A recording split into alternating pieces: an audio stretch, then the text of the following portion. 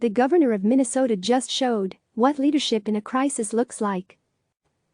Early Friday morning, CNN reporter Omar Jimenez and his crew were arrested while covering the protests that have sprung up in Minneapolis following the death of George Floyd. It was an appalling violation of the protections afforded journalists while covering a story, and within an hour or so Jimenez and the crew had been released. Democratic Minnesota Governor Tim Walz held a press briefing on the ongoing unrest in his state later Friday.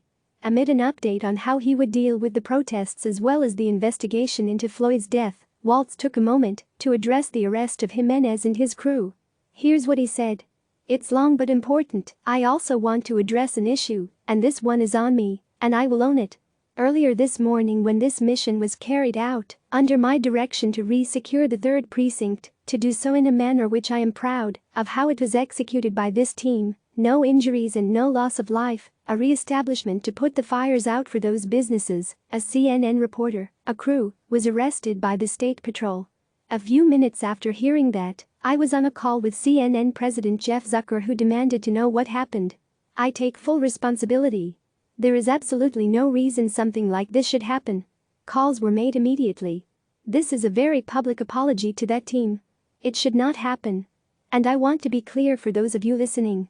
I think our Minnesota reporters know this. I am a teacher by trade, and I have spent my time as governor highlighting the need to be as transparent as possible and have the press here. I failed you last night in that.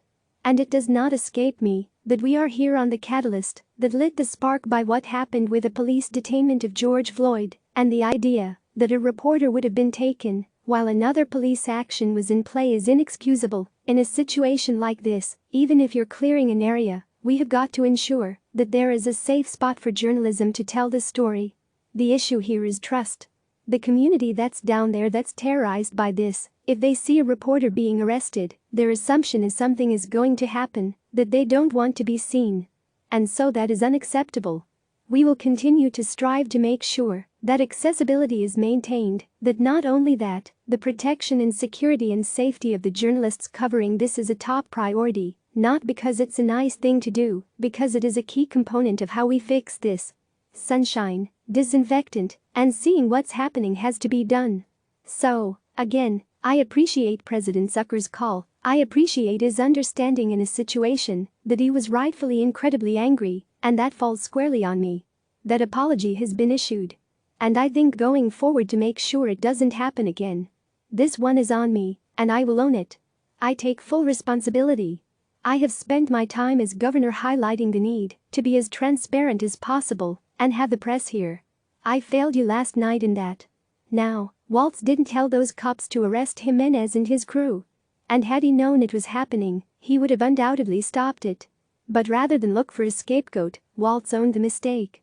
Because he is the governor of the state and the ultimate buck stopper. If law enforcement in Minnesota makes a mistake, Walz understands that it ultimately falls on him.